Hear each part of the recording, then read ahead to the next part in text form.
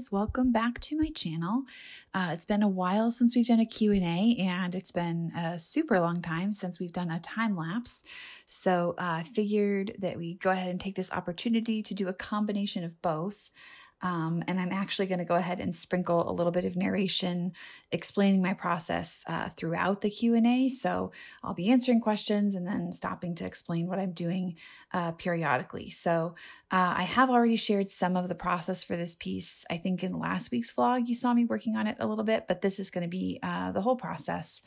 And of course, with your questions mixed in. So the piece that I'm working on, the subject I'm working on, this is a part of my self-initiated project, my Then and Now series, which is a series of paintings where I'm exploring the same subjects that I had taken on years ago when I was very first online and mostly sharing on Tumblr.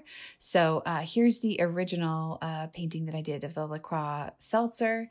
And I'm just wanting to revisit this, reinterpret it in my style today as a way to, I guess, kind of look back at what I've learned and explore how my style has changed and see how it's changed. And I haven't meant this process, or this project rather, to be purely an exercise in like, look at how terrible I was and now I'm awesome.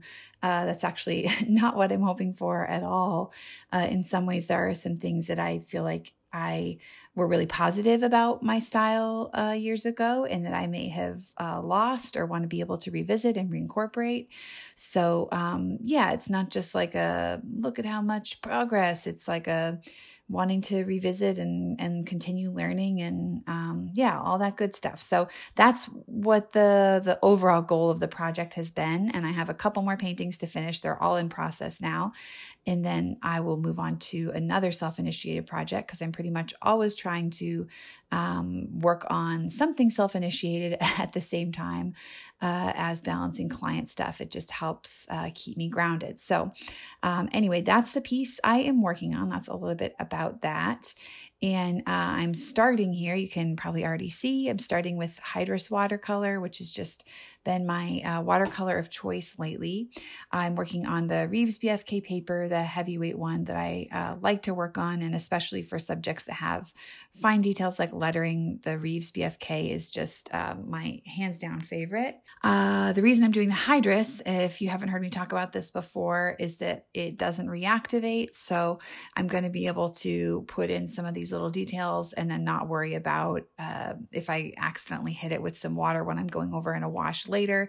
It's not going to reactivate those. But regardless, even though it doesn't reactivate, I have decided to start with kind of the weaker colors. So I'm using more of like the peachy color and the yellowy color first, and then I'm going to work into the teal, and then finally the really dark blue. Okay, so we're going to stop with the explanation here and answer a few of your questions. Okay, so first question, this was an anonymous question on Tumblr. Actually, the first two questions are going to be anonymous questions that came in from Tumblr. The first one is, congratulations on your second pregnancy. I was wondering if you could share your experience being pregnant and working a job that requires so much sitting down all day. Yes, it is an experience that I have. I do sit down a lot. And honestly, I don't notice a huge difference with that between being pregnant and the rest of the time. It's never good for you in general to sit down all day. And to add insult to injury, I have pretty terrible posture. So I'm just, yeah, sitting down, bending over. And I guess so far I've been pretty lucky. I haven't had any like major back problems. But I am really active the rest of the day. So I've used a fitness tracker for the last, I don't know, like at least, I think it's getting close to 4 years since I've had one. I started with the Fitbit, and then I moved on to a Garmin, and now I have an Apple Watch. And the main thing I have used those all for is just to like really motivate myself to reach a certain activity level during the day. So I've done this for about 4 years. Sometimes I'm more active, other times I'm a little bit less active, but really kind of my baseline goal is that I do try to get the 10,000 steps a day. So I will start the day usually with some kind of little walk, and it might just be pacing around the house or trying to like when I'm getting ready in the morning while I'm brushing my teeth, like rather than sitting on the toilet or like just standing in the bathroom, I'll pace back and forth in the bedroom. Trying to be like really intentional about moving around as much as possible. And then when I sit down to work for that kind of first chunk of the day, the morning, I am pretty much just sitting on my butt the whole time. But something that has been a feature that I really like, I mean, I think the Garmin had this too, but it wasn't quite as insistent of a buzz. The Apple Watch will buzz me every hour and remind me to get up and move. And I do try to do that. I just get up from my desk and I walk around for a minute, literally like 1 minute, bend over, touch my toes, do that sort of thing. And then at lunchtime, after I put Penelope down for her nap, I will typically do another little walk, just pacing around the house for 30 minutes. And it feels really dorky and kind of dumb to be like going for a walk inside. But honestly, it makes such a difference for me just to be moving around for that amount of time. And then the afternoon is more sitting with trying to have those breaks to get up and stand. And then I'll do another walk in the evening. And usually the evening walk is the one where I'll try to get outside, maybe go with Penelope. If Eric gets home, he goes too. I have large chunks of the day where I'm sitting down, but it makes a difference for me to be up and around, moving in between.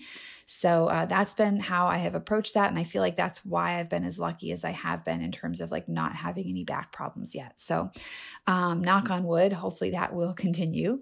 The other Tumblr anonymous question was, how many kids do you want to have?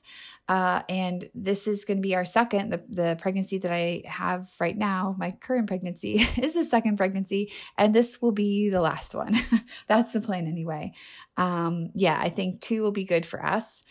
And then another question about baby. This is the last question about babies. Yoshiko asked whether I was having a boy or a girl, and this is going to be another little girl. So it's pretty nice. We have a lot of girl stuff already, so we're kind of set to go there. We still don't have a name yet, so we're just kind of calling her baby sister. And hopefully when she's born, we'll have an idea about what to name her. Next question. This is from Chelsea's Studio. Do you have a Skillshare video on your watercolor technique? So no, I don't have a specific Skillshare class on my watercolor technique, mainly because I consider myself more a mixed media artist. I use a ton of watercolor, but I pretty much never complete a painting in watercolor. It's very, very rare. I think maybe I have almost completed a few paintings in watercolor, but I pretty much inevitably end up adding either colored pencil or gouache or some combination of both on top of the watercolor. So because of that, I don't have a dedicated class on my watercolor technique, but pretty much all of the classes that I've done, except for the one that I just did about perspective, because that one doesn't have any painting in it at all. That one's just about drawing. But all of the other classes, I do use watercolor as the first layer, which basically is my technique, using it for the kind of foundational layer of color. Oops, sorry for that noise. I'm at my desk. In any of my Skillshare classes, you can see how I use watercolor, and I kind of explain how I'm using it and why. But I don't have like a dedicated class about it. Maybe it would be something I could do a shorter video on. That is my answer to that. All right, now pausing with the questions to talk a little bit about where we're at in this piece. As you can see, I have moved on to colored pencils, and the overall color in the piece is pretty much where I want it to be, just with the watercolor, and not just the color, but the color and the values. So I'm pretty much just going to use the colored pencil for detail, to tweak a few little areas, to tweak some color, and to create a sense of form. So right now it's pretty flat with just the watercolor. So the idea is that I'll be able to add in some sense of form and dimensionality with the colored pencil. Okay, let's dive back into the questions. This is from Jennifer Fortner. And she had a kind of longer comment, but then had this question in there. Have you ever heard of the Enneagram? And the answer is yes. And I am totally obsessed with it. I heard about it years ago. I mean, I think I was probably I would have been like around 24, 25 when I first heard about it. And it's a personality typing system. If you haven't heard of it before, a lot of people will compare it to Myers-Briggs, but it's actually pretty different from Myers-Briggs. And one of the reasons I like it a lot is that it accounts for like being in a healthy place versus being in a place where you're like really stressed and experiencing a lot of challenges, and just kind of acknowledges how much our personalities change based on like whether you're in a growth phase or a stress phase. And I don't know. I just feel like it's more open to how much variability there can be in our personalities than something like the Myers-Briggs. So in case you are also into the Enneagram, I'm a type 4 with a 5 wing.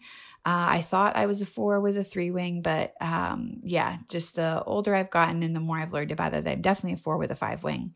And when I first started trying to evaluate myself and trying to figure out what my type was, I thought I was a type 2, which is something I think a lot of women who are not type 2s think they're type 2s, because that's like the idealized vision of femininity in our culture, being somebody who is like constantly giving and constantly thinking of others. But anyway, I could talk about the Enneagram all day. So since most of you who are listening to this, watching this video probably haven't heard of it, I will stop myself there.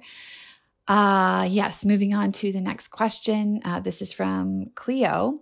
What are your favorite watercolor brushes? So I've had a few questions about my brushes lately, and maybe I can do a dedicated video.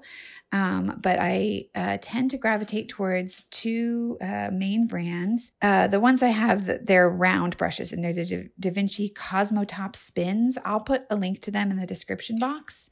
And then the other line that I really like is by Princeton, and it's their Neptune line.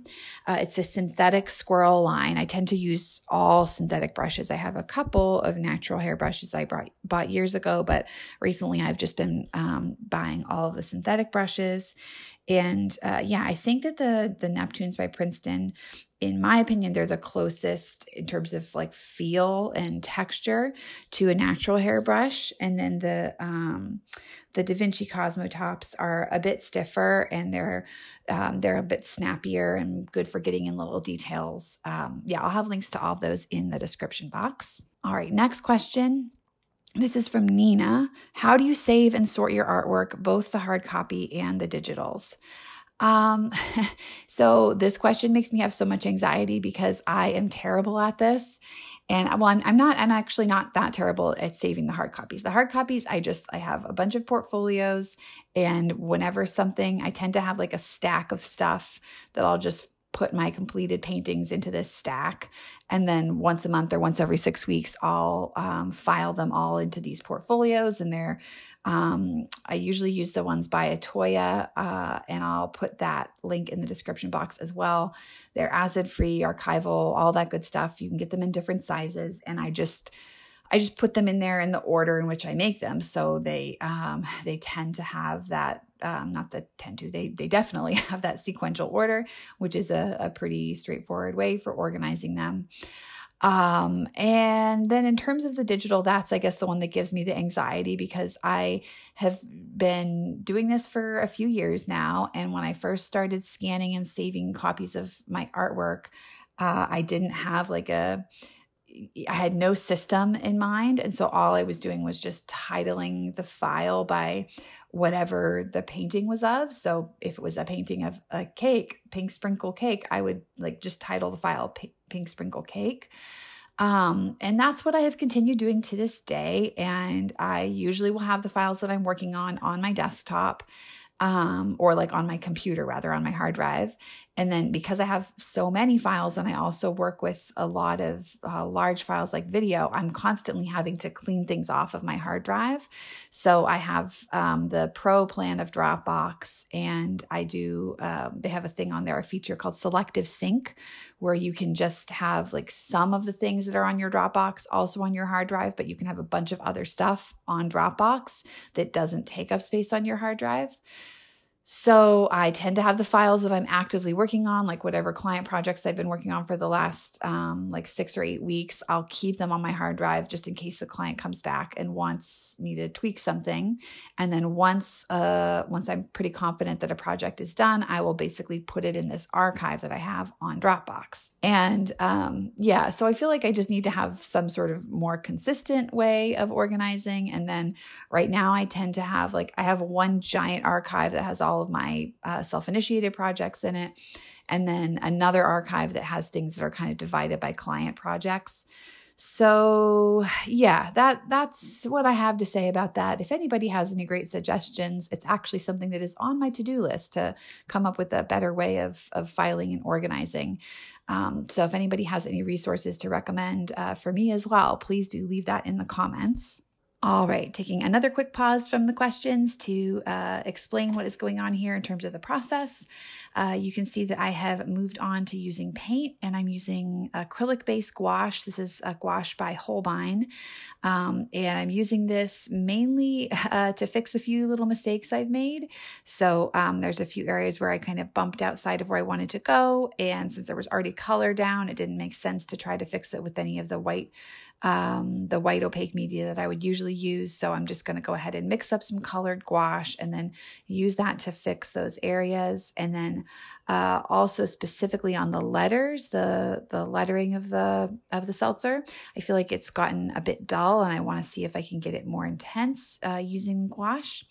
And then after that, I'm going to add some metallic paint. I'll be using the Laco metallic acrylic. And then I'll finish up some of the tiny little white details with the Sharpie paint pen. All right, next question is from Natalie Blackman.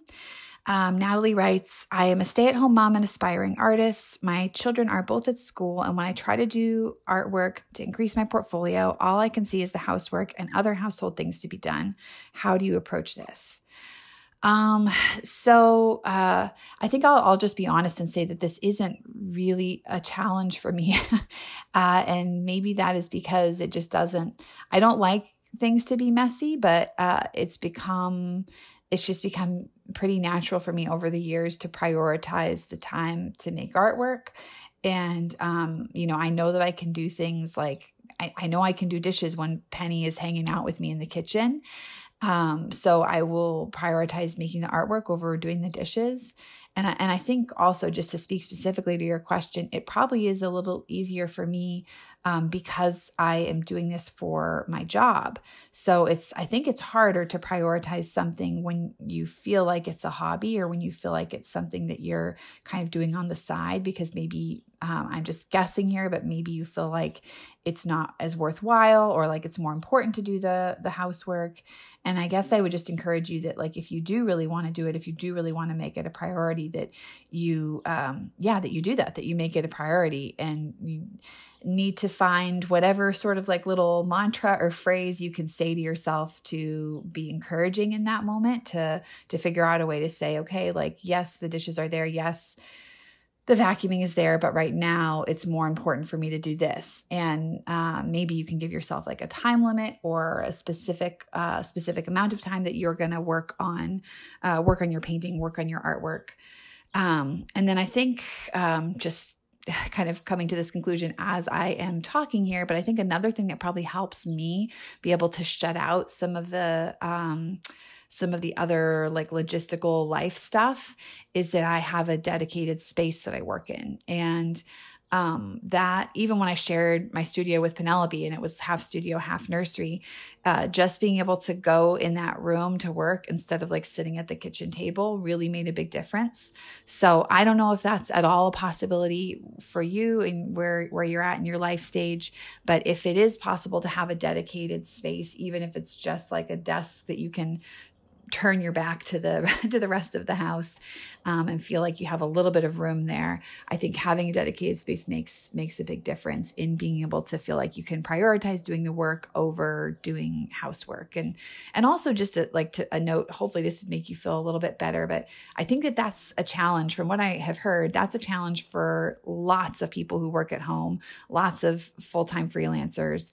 And I think some of it is just personality. Like many people who are also working from home, doing it as their job, like I do, also struggle the way that you do with feeling like it's hard to focus on work when there's other household things to be done. So, yeah, for me, it's just become kind of like a habit to prioritize the work.